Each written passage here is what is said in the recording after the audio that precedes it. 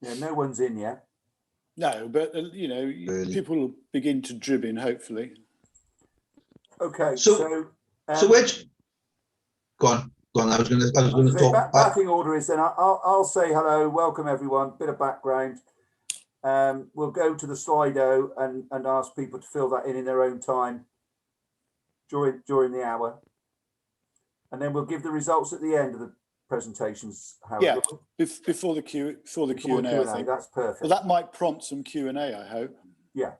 Okay. Well, we've got people coming in now, which is good. So, good morning, soon to be good afternoon, folks. Our final webinar of the year. We worked out this is about number 50 since we started in mid-March. So we've come a long way since then. So you're all very welcome. We've got some really important topics that we're going to cover today. We've got 3 very eminent speakers. So you're certainly in the right place, folks. Hope you've got a cup of something with you, maybe of an alcoholic nature, it being the last Friday of the working year. Who knows? We're all in our Christmas jumpers, all us online. So maybe you'll join us in the festivities. Who knows? We're going to be starting just after midday. We're expecting about 50 or 60 people, so just after midday. For those of you, David, Darren, Jessica, Mark, Simon. So good morning to you all. Soon to be good afternoon. Sorry, for those Howard, joining, you were going to say something, Howard. I was just to say, for those who are joining, we're going to be running a poll and a feedback survey at the end today. So for those of you who'd like to do it in 2 ways, you can split screen if you want, or you can use your phone. So you can go to slido.com and put the hash in and the following, or you can use your QR reader and you'll find there's a poll there, which we'd appreciate. The poll will show the results to you later on. Yeah, and the poll will be live throughout the presentation. So we hope to be able to give the results of the poll in about 20-25 minutes time. So that's excellent. And we're also hoping that the results of that poll might lead to a number of questions later on. So we've got people coming in all the time now, Howard, haven't we? Yep. So Nicole, welcome. Stephen, welcome. Terry. Who else have I got to say hello to? Wayne. Hello there, Wayne. I don't think I've missed anyone. Oh, Guy, I do apologise. Guy, you've snuck in at the top there. My attendee list is in alphabetical order. So I'm learning this from I attended a webinar like this in the States a couple of months ago, and the host gave a shout out to all the people listening. So I've sort of taken best practice from what I learned in the States. So that's good. So again, for those that have just come in, please have a look at the slido.com. It's on the screen now. Put the hashtag in or go to the QR code reader. And if you kindly fill in that survey as the presenters do their presentations, and then we're going to give the results in about half an hour's time, something like that. So people coming in all the time now.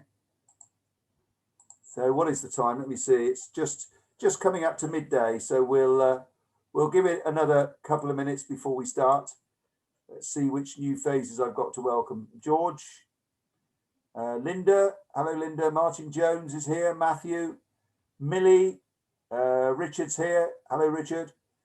Who else have I mentioned? Tim. Yeah, you're all very welcome. It's going to be a good one today. It's going to be a good one. So please do go to that reader and start the answering the questions if you would. Slido.com, there's your hashtag LM181220, or go to your QR reader and answer the questions there if you would. We're just going to give it another couple of minutes just to give people a chance to come in. We're about halfway there in terms of the number of people we're expecting. So just bear with us, ladies and gents, if you would. It's now good afternoon. We've all got our Christmas attire on. I hope you're celebrating as well. Many of us finishing for Christmas today, of course.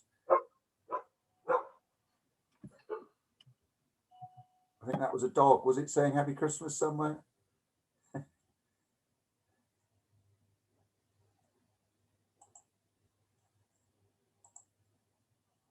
What's the time now? Let me have a look. I think we'll give it another minute, Howard, if that's okay with you. Yeah. We've got someone who's completed the poll. So we're another right, one's completed the poll. We're up and running. That's good. Oh, yeah. Yeah, poll's great. Please do participate through the poll. It's interesting data and it will encourage questions, I think.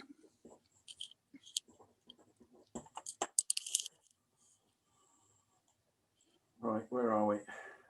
You're going to participate in the poll, Andrew? I am.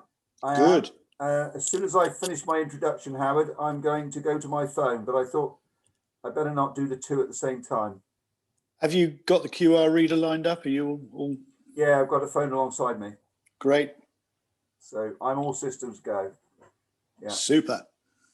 Well, and look, I do like the shirt. Thank you very much. I bought it especially for today. Got it online, arrived just in time. I'm sure it'll be a cracker on Christmas Day, won't it? Yes, I hope so. I hope so. Robert Chapman has said nice. I'm not sure to what he refers, but thank you, Robert. Ladies and gents, I'm going to make a start because it is now 2 minutes past 12. So I'm going to make a start. So first of all, very good afternoon to you. We've been working it out that we started doing these webinars back in mid-March at lockdown. Originally, it was the three organisations for which I'm chief executive, which is the Structural Timber Association, CE Midlands and CE Southwest. But we've grown that family of hosts since then. So we now welcome CE Wales, CE Northeast, CE National, and also the CIOB Southwest. So we're a growing band of hosts in terms of the presentations. Initially, when we started in mid-March, it was all COVID-19 related issues, but more recently, we've extended the subjects and we're dealing with all the key important subjects that we're grappling with within the UK construction industry now on a weekly basis. And today is no exception. I'll introduce the speakers in a moment in terms of what they're going to be covering initially. But you might be interested to know that since mid-March, we've held about 50 of these now. We worked it out. This is number 50 in terms of the webinar. And also we've had about 3,000 people tune in over those 9 months. So that's really impressive. And for all the organisations involved, I think it's been a really good way of us providing value to our members and to our supporters. What we've been doing in recent months, in the last Friday of the month, and today is the last Friday in terms of working, because I don't think anyone's going to be working Christmas Day next week. We've done what we call a State of the Nation, where we invite some of the key people within the various regions now hosting these seminars to come and talk about key issues from their perspective. And I'm delighted today that we've got Catherine Griffith Williams, who's representing CE Wales. And Kat's going to be talking about quality and social value. So we look forward to that, Kat. Next in line will be Tim Bailey. Tim is representing Constructing Excellence Northeast, and his major topic he's going to concentrate on today is around sustainability and the net zero carbon agenda, which is critical, of course. And then thirdly, last but not least, is the chair of CE Southwest, Andrew Goodenough, from Bristol Airport. And Andrew is going to be talking about skills and young people, which has been his area of concentration during his first year as chair, which has been a rather difficult year, Andrew, hasn't it? But we've made the best of it. So those are the three topics. They're each going to speak for about 5 to 10 minutes. While they're doing that, we would ask you please to go to the questionnaire. You can see it on the screen, slido.com, hashtag LM181220, or go to the QR reader. Please do fill that in as they're speaking, and then we'll give you the results of that poll towards the end of those presentations. And just before, hopefully that will provoke some Q&A. If you've got any Q&A that you want to mention in terms of what you've heard during the presentations, please pop it down at the bottom of the screen in the Q&A question and answer box. Preferably not the chat box, because I when I'm asking the questions, I tend to keep the Q&A box open. So if they're in the chat box, I might miss it. So anyway, I think that's enough from me. I'm now going to hand over to you, Kat, and invite you to start the ball rolling and give us some thoughts on quality and social value. I'm going to mute myself. Thanks, Andrew. Yeah, I've got my Christmas jumper. I'm joining you all. It is a cat in its best attire for Christmas, so Cat's Christmas jumper. What I'm doing today is I wanted to look at quality. So I wanted to do a bit of a thought-provoking piece, not perhaps tell you about quality and what we're doing to drive that forward, but just to give you an idea of some of the thinking that I've got going into 2021. So as I see it, quality runs through all aspects of construction, in particular, developing talent and capturing, passing on knowledge, ensuring projects are future-proof through net zero, decarbonisation and sustainability. DFMA and digitalisation all are fairly fundamental to quality as well. But here's the real-time challenge, and perhaps our old age adage that we're always talking about, but construction projects are a balance between cost, time and quality. It is possible to have high quality at a low cost, but at the expense of time, and conversely to have high quality and a fast project, but at the expense of cost. If both time and money are restricted, then quality is likely to suffer. But high quality is not always the primary objective for the client. Time or cost may be more important. So it's only realistic to specify a very high standard of quality if the budget and time is available to achieve that standard. So the key for me to all of this is collaboration. We need to work in collaboration to ensure all work delivered by our industry is one of the highest possible standard, embracing fully the requirements of the forthcoming building safety legislation. Our thoughts throughout the year have been challenged throughout the inquiry on Grenfell and Hackett's recommendations, highlighting the weak and complex processes that drive compliance with poor record keeping and change control, and in the final report proposing the new regulatory framework for building safety. But what are the typical quality issues and their causes? What are we hearing from the ground? What are people saying to us? So from my point of view, these are the things that I've been finding, that there's unclear scoping, planning, contracting via procurement models increases potential quality issues as supply chain focuses on short-term lowest cost, rushing through work. The basics don't get done properly. Rushing design leads to incomplete design, and rushing to mobilize leads to poor implementation. Barriers to sharing lessons learned and good practices also don't support quality improvement. So, for example, the legal processes starting from a position informed by the past. There are shortages of skills and resources for inspection and oversight to contribute to quality issues. However, quality is one of the most critical aspects of construction project management because it has far-reaching impact on client satisfaction, business reputation, and impacts on the society and individuals. So project managers should ensure quality at every aspect of the project they work on, while having some smart strategies in place to help and investing in a construction management software solutions. I'm not suggesting a new model for regulating the construction industry, but believe in improving the quality of what the construction industry delivers to its customers. And I want to provoke more thought-provoking on the challenges and the importance of quality. So is it right for the client, for the supply chain? Are we getting it right the first time? And it improves the case for removal of retentions.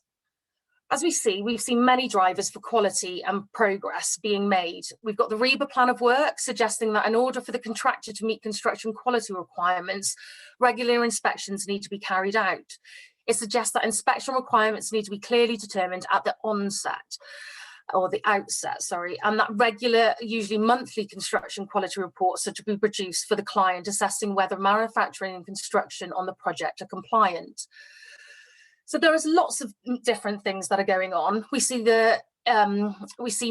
latent defect insurance making a comeback. We've got the revision in Wales of our TOMs and the future generation directory in construction, and the construction innovation hub defining social value locally. We've got the construction playbook and the recent green paper on transforming public procurement, which all makes quality part of our industry's culture, as well as the quality management system. So what are the potential ways of addressing quality issues? Well, I've looked at this in pre-construction. We perhaps need more scrutiny at the design phase, for instance, via scrutiny reviews and grids. Quality management systems are integral, and accreditation and standards. For example, passive house standards are an exemplar within this. We need better design and planning up front to avoid problems later, articulated through clear procurement and contracting. Better governance for clients and main contractors and established in clear stage gates and deliverables, for example, in soft landing reviews and consultations. And appropriate checks and balances that are established at different project points in the project lifestyle, e.g. scrutiny or gateway reviews. We need the upskilling and resourcing of people, and we need better legal framework for sharing knowledge and more systematic reflection and analysis of failure. Quality management processes may need a rethink. As part of this, data reporting and capture across project phases is needed to identify quality issues early and reflect on them for learning. So some of the open questions that I've got that I'm considering going into the next year. So it's addressing quality is just not easy. And some of the challenges and further discussions that I'm thinking about are, what is driving variable quality standards? Who owns quality? Does self-certifying work? What skill set do we need? Is it now time to reintroduce the clerk of works as MIM is doing? And what suppressing influence is insurance playing? Who in the marketplace is looking at the issues such as data, governance and responsibility? And how do we adopt the lessons learned from others? Or how can we learn from failure? So what do we want to achieve? I believe that we need to communicate that the industry is doing great things and delivers high quality products, assets that can be relied on. We need to showcase this best practice and exemplars in these projects. Constructing Excellence Wales got a great library and is working in the future as well to try and demonstrate this. And I just think we just really need to communicate this about the good things that are happening out there. And by following these examples of best practice increases the quality proposition. Thank you. Thank you, Kat, very much. Great start to our webinar. I'm now going to hand over to Tim, and Tim is going to be talking about sustainability net zero. So over to you, Tim. Thank you very much, Andrew. Thanks, Kat. I'm going to take your lead and introduce my Christmas jumper. It's from Top Man. It's far too small, and so if I enter into a coughing fit halfway through, it's the jumper's fault. I apologise. I want to start really from a sort of different point of view about climate change. I think what's been interesting about this year, that if you recall, pre our COVID lockdown in March, there were some quite substantial flood events in the southwest of England and others that have happened during the year, both in the UK and around the world. And they've sort of been sat alongside some of the stuff that's happened as COVID responses in individuals' lives and in company lives, because we've been dealing with the immediate term. However, many conversations that I have had have been putting the responses to those things into the context of climate change, really though asking a question. What are we going to do about this? How can we sustain some of the things around travel or transport or personal space that have an effect on carbon consumption? And what struck me for a long, long time is that the truth about climate change action probably involves a really deep-rooted conversation about lifestyle or living standards as individuals. And that's a very difficult conversation to have. We're generally not prepared to have it. And the way that the economy is set up, construction industry being a big part of that, is set up to grow. That's its modus operandi. And growth pre-COVID drives an economic model which uses technology at hand, technology which is familiar, tried and tested, and promotes a very long change profile for anything substantial, either in culture or in the way that industry operates. It strikes me that there's a moment this year when we could accelerate that change substantially. And the construction industry, one of the questions posed is, what does the construction industry think about itself in terms of leading that agenda? And I'm really interested in that because for the most part, if we're truthful, I don't think the construction industry leads very much when you compare it to other sectors. I might disagree with that, and that's good. But it's my point of view, I think, from where I'm sat. So the thing about climate change and trying to avoid it becoming a backdrop to life, something that becomes so familiar or so difficult in language terms that it's easy to park day to day, is the challenge. So how do we make it manageable? How do we break it down into understandable chunks? And how do we drive out agenda items that we can achieve as individuals, as companies, and as an industry? And one of the things I think that we've got to start with is, well, what do these targets mean? 2030, 2045, 2050, 2060. I was listening to something last night, absolutely perfect timing, on the briefing room on Radio 4. Some of you may have heard it, about climate change. And China have just announced that by 2060, they want to become a zero carbon economy. Now that's a very tall order for China for lots of reasons, because they're a net importer of oil and coal, which gives them a chance to change more rapidly than perhaps others. But similarly, their investment around the world is often in old technologies, carbon technologies, and they've got an undertaking, which is to become a player in the international marketplace to achieve those net zero carbon targets by 2060. As we know, ours belong in the context of Paris. And one fascinating thing to sort of bring home what this challenge actually means is that to a pre-industrial point in time, so let's call it 250 years ago, till now, the global warming component of climate change has been 1.1 degrees centigrade. That is equivalent, or has caused the equivalence of 22 centimeters of sea level rise. Our task between now and 2050 is to keep global warming under 2 degrees with a target figure of 1.5 degrees. So the change over the last 250 years has got to be maintained to that sort of level within the next 30.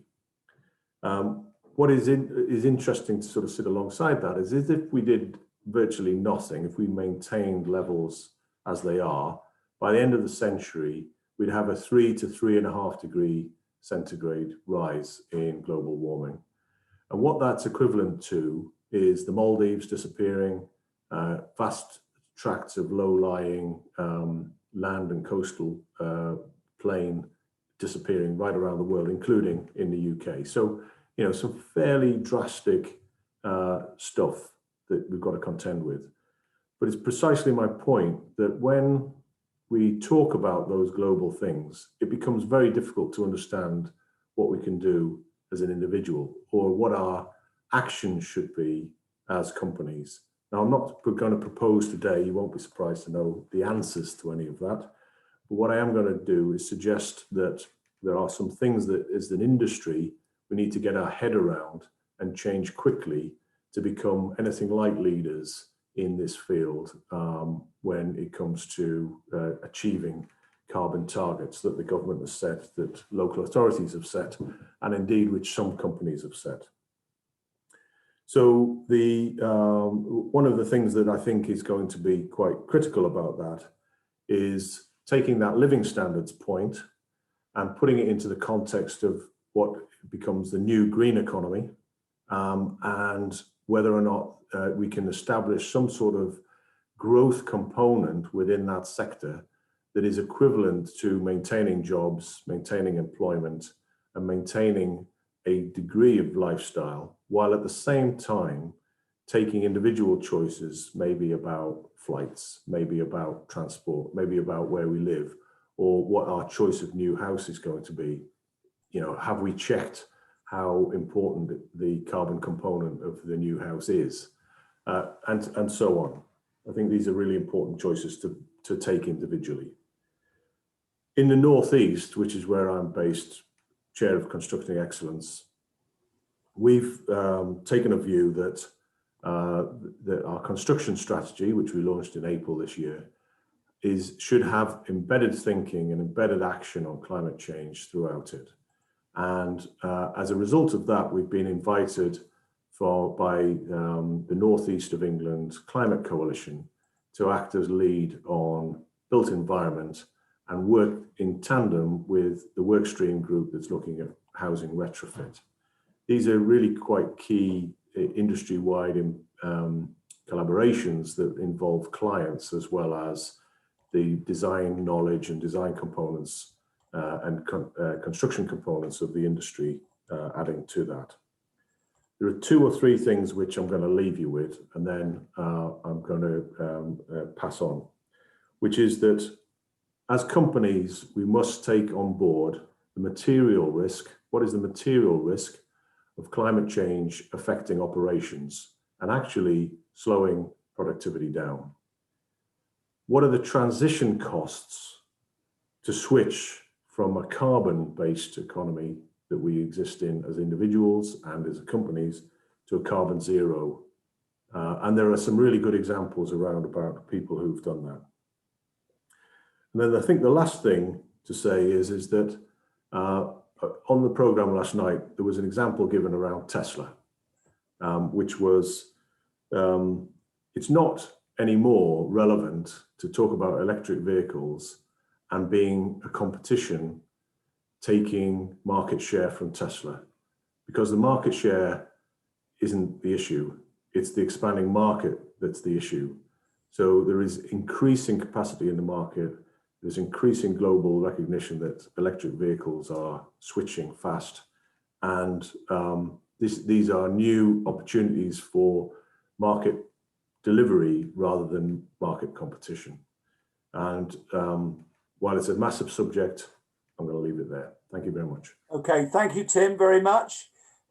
Before I introduce Andrew, just a reminder, please, would you go to the chat box if you haven't, to download the Slido reference so you can take part in our survey, because we are hoping to give the results of that survey after we've heard from our third speaker, Andrew Goodenough. The other request, ladies and gentlemen, I'm sure Kat and Tim's presentations so far have provoked questions. Would you go to the Q&A box at the bottom of the screen to post your questions so that when we do, once we've heard from Andrew, we can then start up a bit of an open dialogue. There are a couple of comments already in the chat box, but if I could ask you, ladies and gents, to put them in the Q&A box so that I can keep them all under one roof. So whilst Andrew's speaking, ask your questions and go to slido.com with the reference that we've given you previously, if you would. So, Andrew,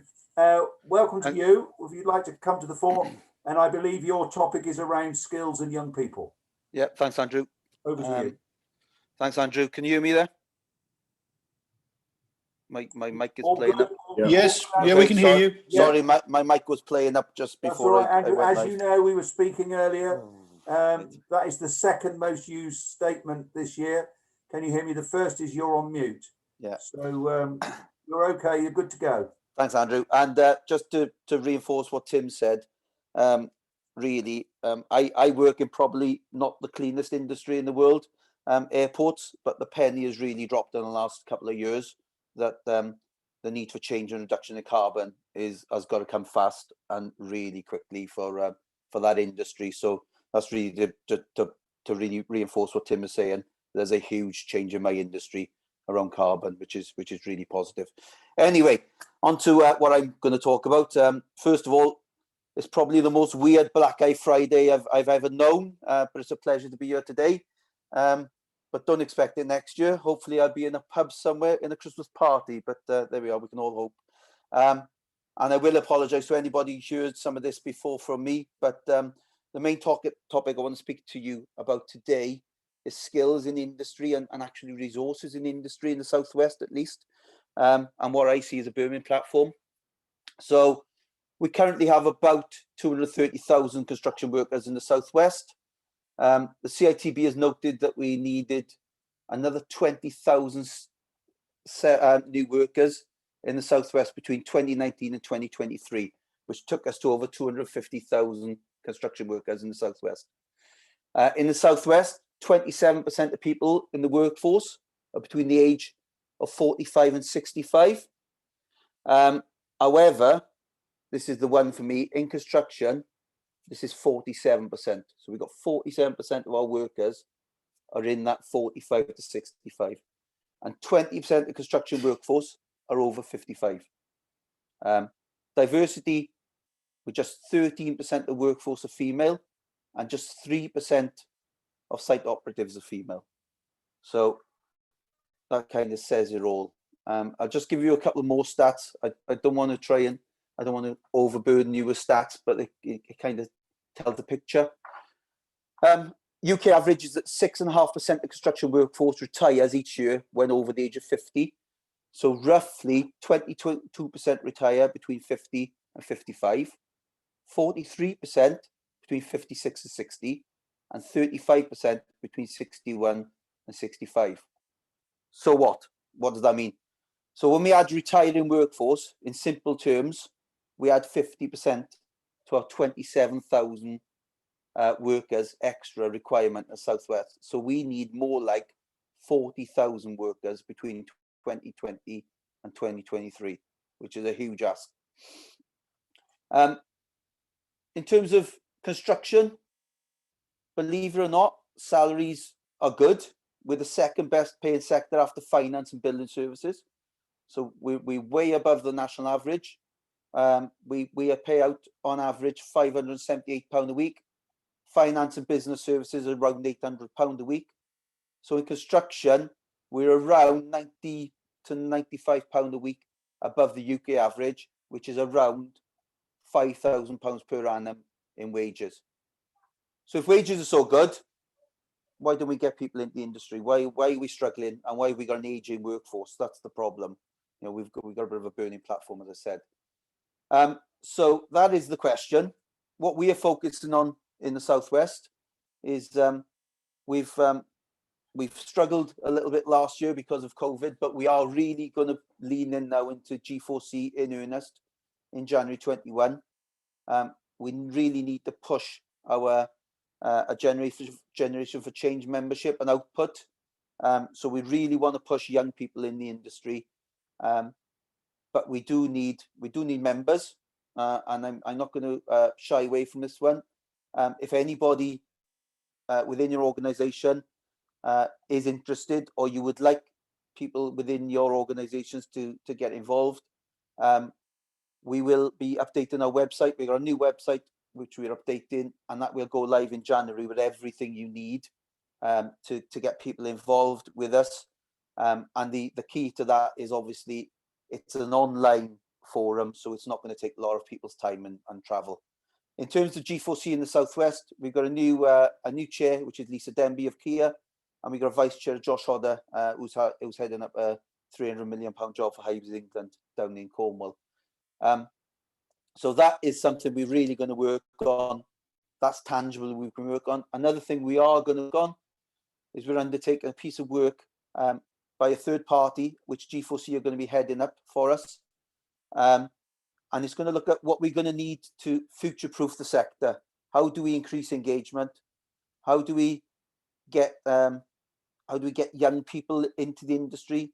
How do we bring that burning passion that many of us have to our industry? And how do we convert those people, those kids who love Minecraft and then suddenly go their own way, and we never see them in construction again? You know, and that's something we really want to start to push on next year. But really, the question for me is how do we fill that skills gap, and how do we get diversity, inclusion into our industry, and actually bring us into the next century? Thanks, Andrew. Thank you, Andrew, very much. Thank you. Don't forget then, ladies and gents, if you would post your questions in the box at the foot of your screen, that would be great. What I'm going to do now is I'm going to invite Howard from Leaders Meets to join us on screen and perhaps take us through the results of the survey, please. Thank you very much, Andrew. Yep, very simply, we've tried 2 questions to cover generally each of what the speakers has spoken about. So let's put up the results and we can see what people think. So the first question we asked, to remind you, and it'll come up: how high in your business's priority list is climate change? Well, there we go. Fascinating result. 50% scored at 10, so it's high on the agenda.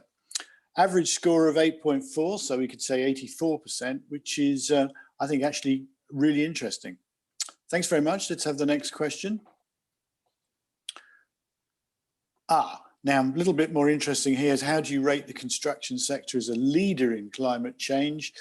Well, there's some good optimists scoring it at 10, but it looks like 27% stuck around 6 with an average score of 5.7. So in terms of a task in hand for 21 is how we can perhaps get that level up a bit. Next one, please. How well do you feel we engage with young people and help bring them into the industry? Well, Andrew, you'll be interested to see that the highest score is down at 3 with an average score of 5. So the number you need in the Southwest, which is around 40,000, is going to be quite a challenge, I think. So that's a really interesting question as to how the industry is going to be able to attract these young people into it. Next one, please. How high would you rate your organisation's employers' willingness to invest significantly in apprenticeships? Well, a better approach than attracting young people in, but still, I think, quite a ways to go, really. And it's going to be a tough time with 21, with COVID and Brexit around. So that's certainly something for the industry to embrace. Next question, please. So how do you rate the construction sector on its thinking and focus on quality? Well, 55.5, again, a huge area to expand. And I think a fascinating question for me would be, Kat, is that with COVID and Brexit coming together as a sort of perfect storm, how these will impact the supply chain and whether human nature will interact with, will people dodge around it? And so just to meet contracts. So that'll be a fascinating thing to look into. And the last one, please. As an industry, how well do we engage in delivering projects that transform social space? Well, about average again. An interesting thing is certainly young people are very much attracted to living in places where they think there are good things for them to do, such as well-being factors, are the gyms nearby, and all sorts of various things that we may, as the older generation, not think about. But certainly that is something really that's going to, I think, come on the agenda increasingly. So hopefully that's prompted some interesting, not just data, but questions. So Andrew, back to you. Howard, thank you very much. Some really interesting statistics there, which, if you would, Howard, I'd like you to share with Emma and John Casey, our PR people, because I think there's some content there which we should get out to a wider audience. What I'm going to do now is I'm going to kick in with some questions in no particular order. Robert Chapman has said, will these responses, the survey, be available? Well, I've probably answered that, I think, Howard, in the previous comment. I think if we can get them together, what we can do is we can distribute them to the various groups that are represented here today. We will also post them with the recording of today. So it will be on our website, leadersmeets.com. So yeah, it'll be posted there as well. Thanks, Andrew. Okay. Yep. Thank you. I've got a couple of questions now from Stephen Clark. So Stephen asks, first of all, is anyone counting self-builders? And then a second question, he said, is the lack of engagement with young people linked to poor environmental building practices. So I'm going to ask all of you the question, because it seems to me to link all three of your presentations in terms of what Stephen is asking. So just to recap, is anyone counting self-builders? So in other words, folks, in terms of what we're talking about, are we taking into account the self-build industry, which in terms of house building represents about 10% of all homes built in the UK. So it's big. And then secondly, the lack of engagement with young people. Is it linked to poor environmental building practices? Tim, can we start with you perhaps on that, please? Yeah, sure. My instinct says there's a really strong link there between the way a young person looks at their future employment, future engagement, what they're interested in, how they want to make a difference. And that's the key bit, is how do you want to make a difference with your life?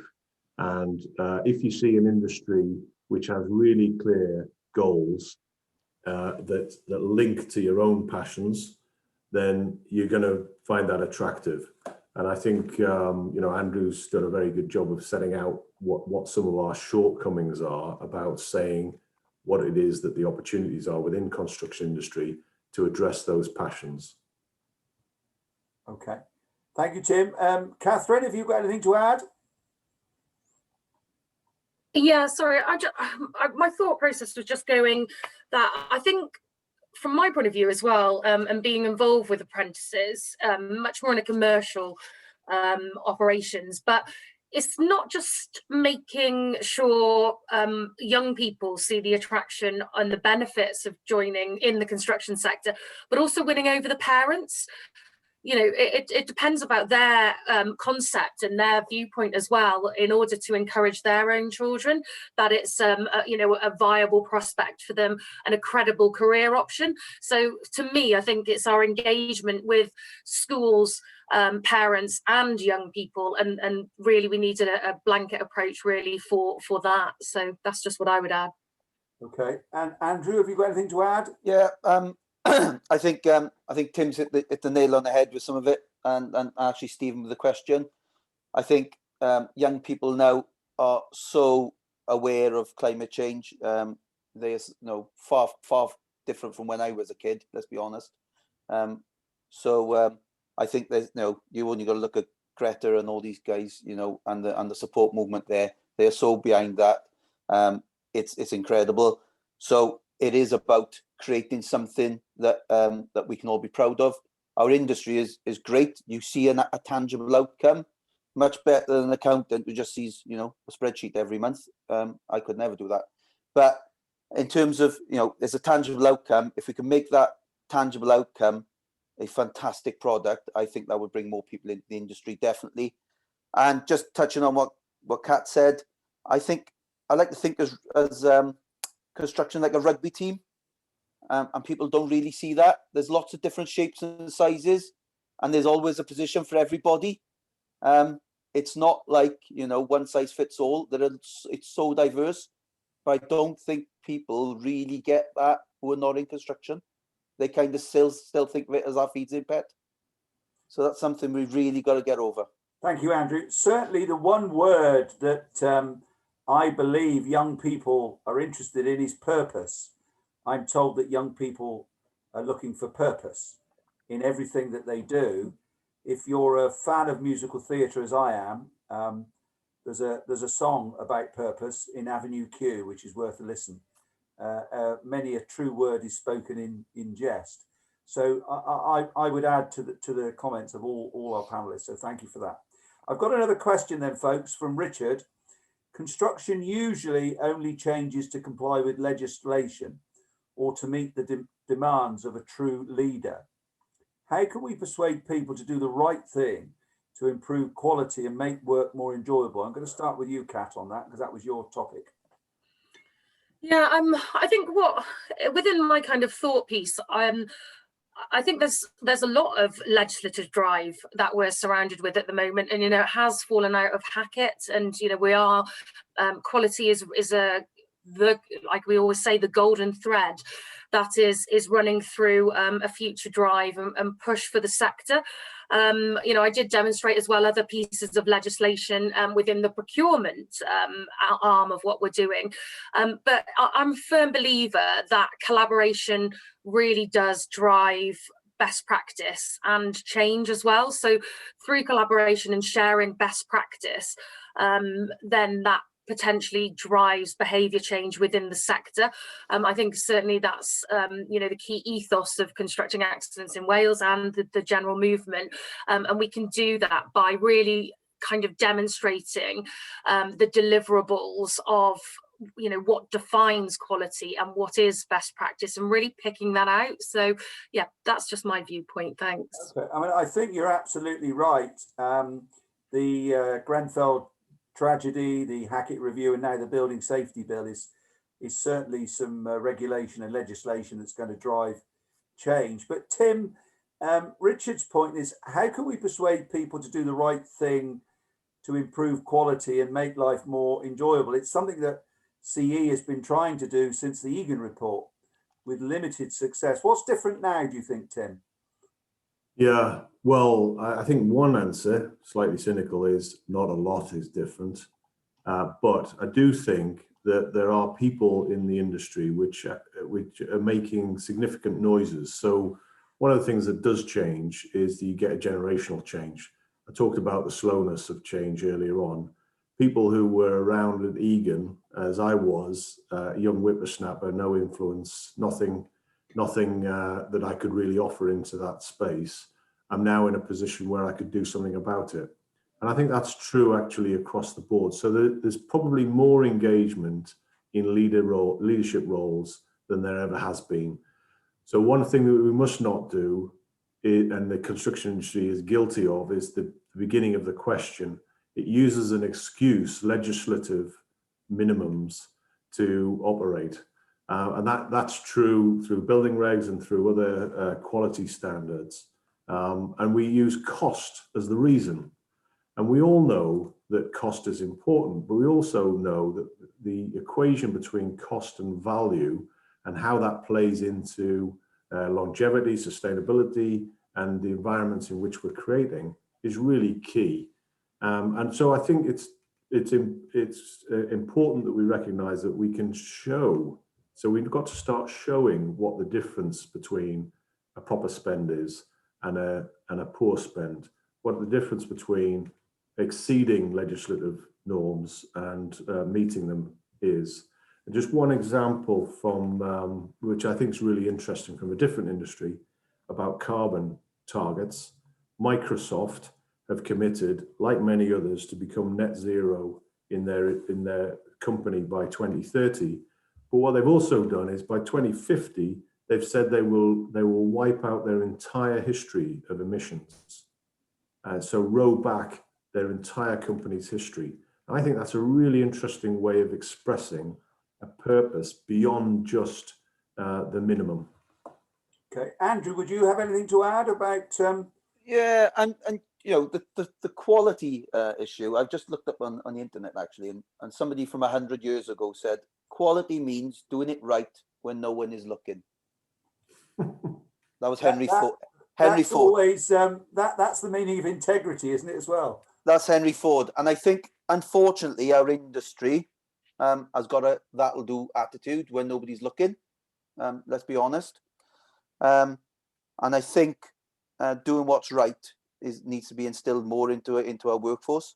But let's be honest with you, I think we can look at how we improve quality in the future, and some of that is around pushing the boundaries. Certainly, we're going to start pushing the boundaries. We did it last year with a building, which was our first kind of iteration, where we created a building that was 35% better in terms of energy than building regs. Our next target is to be net zero carbon in use. So that's the next one. We're on a bit of a journey, like everybody is. But I think if we all, you know, everybody's got to learn lessons, and probably as long as we share those lessons collaboratively. I learned a huge lesson on my last project where we tried to beat things. I think that's the biggest thing I can say is we got to work together as an industry now. It can't be in little silos. Okay, thank you, Andrew. I've got another question now then, folks, from Guy Holmes. Guy says, reduction of the public sector has left gaps in compliance monitoring and reduced innovation from the public sector. Is this trend going to continue? Guy asks. What might replace these missing inputs? Catherine, do you want to start that one?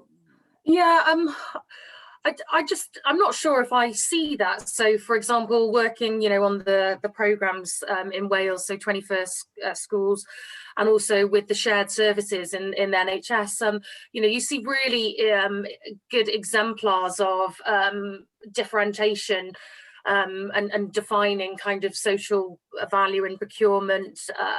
So I'm not sure if I'm really seeing that happening at the moment. So I'm not sure if I can comment on that, because the programs of work that I'm particularly involved with are really setting those standards and striving that way. So well, that's very positive. If what you're seeing in Wales is that in fact they're embracing compliance and embracing innovation, that's very good. And certainly, if I may add, with my Structural Timber Association hat on, I'm working with Welsh Government and 11 councils in the construction of affordable homes.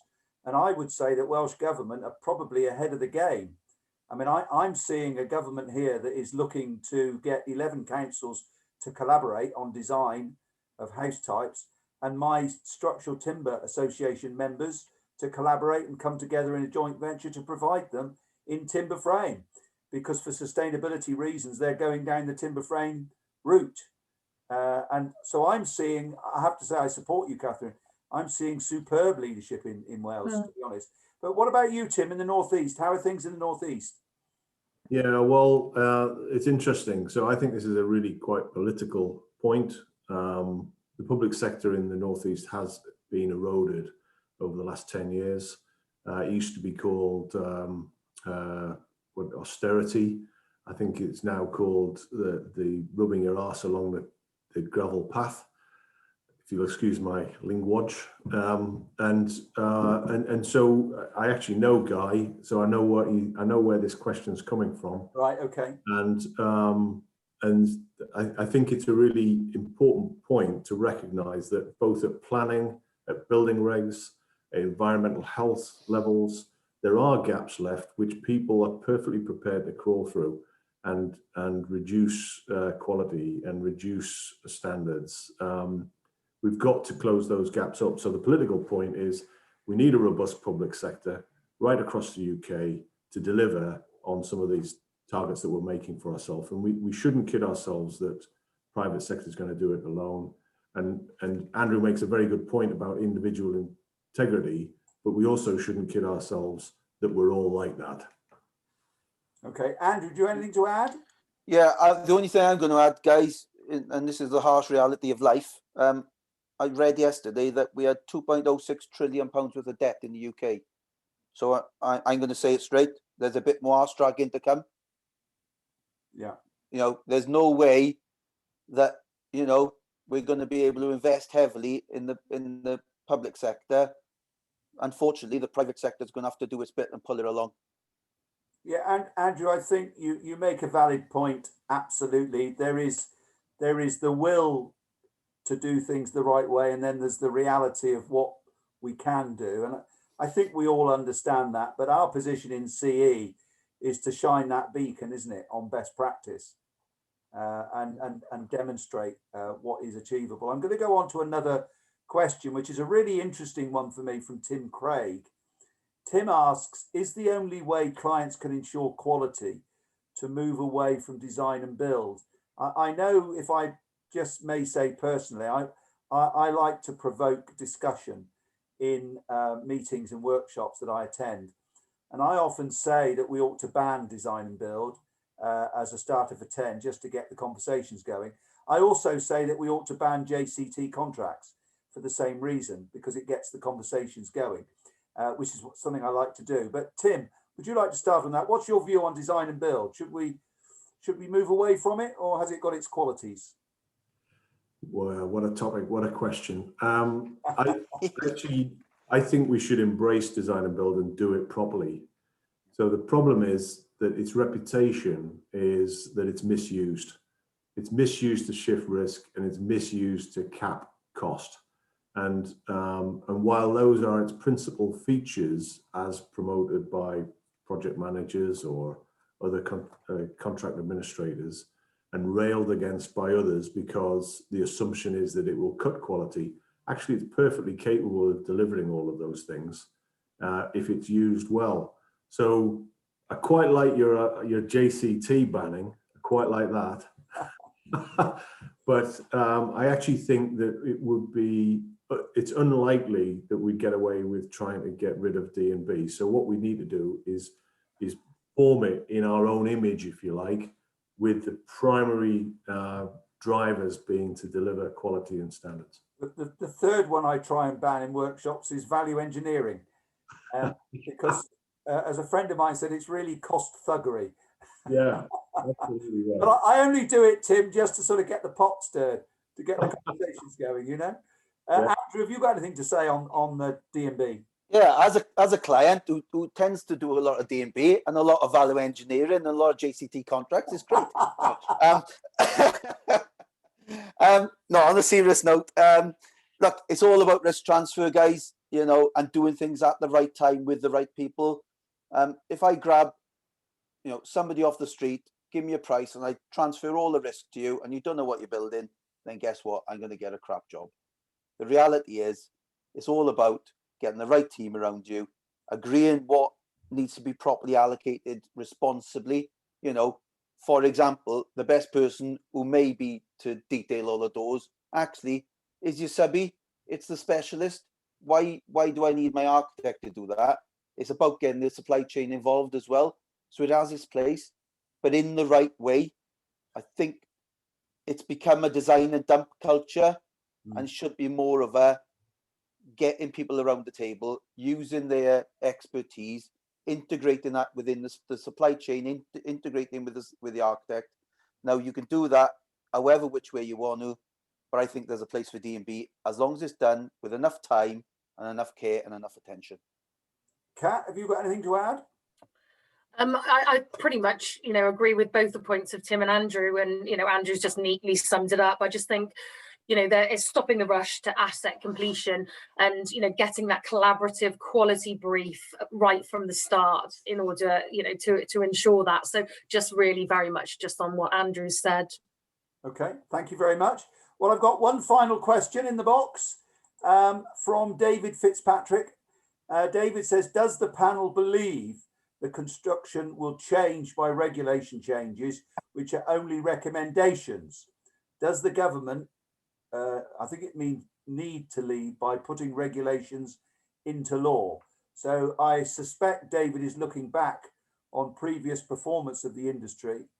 Is it going to change when these regulations are only by recommendation? Does it need to move into law? Who's going to answer that one first? Catherine, let's reverse. Would you like to start with that one? Yeah, I think that's the question in anything. You know, when it is only recommendations, you're relying on goodwill to take those forward. Legislation ensures that they happen. So you're really looking at the appetite for change within the sector. It'll be really interesting to hear from the ground, from both Andrew and Tim. From my perspective, you know, we are engaging with people that really want to, you know, change, demonstrate best practice, and, you know, elevate standards within the industry and sector. You know, I'm hearing about that all the time, and I've got, you know, huge amounts of volunteers that want to put their knowledge and expertise into that. So I'm seeing that happening. Things won't change if it's, you know, unless it's mandatory and through legislation, but you would hope that people would change their practice based on recommendations. And I think that's the role for the likes of us as movements, associations and other organisations to really pioneer and champion that. So thank you. What about you, Tim? I think the short answer is law will be the only way that you'll take the whole industry with you. Recommendations are very good at demonstrating the way forward, and you will get people who are market leaders or industry leaders who follow recommendations well. But the point about the rugby team, when it's all shapes and sizes, you've got to have also umbrella policy, which picks the bottom of the pile up, the number 8, the number whatever it is, 15, let's call it 15, and brings them up with the rest. And I don't think there's any getting away from that. So we've got to lobby for government policy to also lead on the whole agenda. I think we're finding, aren't we, with the draft safety bill, that we're going to see legislation and regulation with teeth, with, you know, quality being put in the same arena as health and safety reporting to the HSE and so on. So I think there's probably a recognition of the fact that we need some sort of regulation to make it stick. What about you, Andrew? Have you got any comments to make on that one? I think some things will change on their own. I really do. Like climate, I think climate change and energy usage will change on its own, whether we like it or not. So I think we just need to embrace it as a country, actually, and just embrace it and go with it. But you know, things like fire safety and legislation around there, absolutely, that needs to be mandated. There's no ifs, buts, or maybes around that. I've only got to look what's going on, what's gone on in some of my sites, where you've had to go back and redo all the fire stopping, for example, because people just don't know how to do it. It's ridiculous. But the thing I would like to see really is a bit more from the government, carrot rather than stick as well. You know, what is out there that really incentivizes somebody to go a bit out on a limb and go a bit out of the ordinary, other than being the first guinea pig to cock it up? So should there be more of a carrot and stick kind of thing, where, you know, government will give you some really good breaks to be able to allow you to ultimately fill in what maybe the public sector can't do. Okay, thank you. That's the end of the questions, which timing wise is brilliant with 2 minutes to go. Howard, I wonder if you could put the Slido back up, because we now, ladies and gents, are going to ask you to fill in a feedback poll at the same Slido address. That's going to be open for about half an hour, but we do welcome your feedback, please, because that's what allows us to dictate the programme for the coming months. And we are continuing with these webinars. We've got dates and people booked for the next 3 months already. So your feedback is very important. Just while talking about the new year, we've got a great couple to kick off with. We're not doing anything on New Year's Day, you'll be pleased to know, but the 8th is our first one back, 12 o'clock on the 8th. And we're going to be joined by Fergus Harridance from Bays. He's going to be talking about the construction playbook. And then the week after, we've got Steve Green and people from Geary who are going to be talking in more depth about the building safety bill. We've already mentioned that in dispatches today, but we had a seminar about it last Friday and the response was so great. We've been asked if we could return to the subject matter. So first two for the new year on the 8th, it's all about the construction playbook, which was launched last week. And then the following week, it's the building safety bill. What I would like to do here and now, before I thank everyone, is just, should have mentioned this right at the start, we should have been joined today by Shanker from Severn Trent Water, who is the chair of CE Midlands. Unfortunately, he rang me yesterday evening to say that his chief exec and chair are descending on him at midday today and wanted a site visit. So he had to reluctantly pull out, but I'm sure that hasn't diminished the quality of the last 60 minutes. So can I thank you, Kat? Can I thank you, Tim? And can I thank you, Andrew, for your time and your ability to share your knowledge and your experience with us? That's been great. Can I also thank Howard and John and Abraham at Leaders Meets, not only for hosting today, but also putting these webinars together over the last 9 months. We're all living in a very different place now. We've all got very used to this way of operating. And I think that will certainly go through into 2021 and beyond. But for me now, I'm going to say a very good afternoon to you all. Please fill in that feedback poll, and I wish you all the compliments of the season. Cheerio. Thank you. Take care. Thanks, everyone.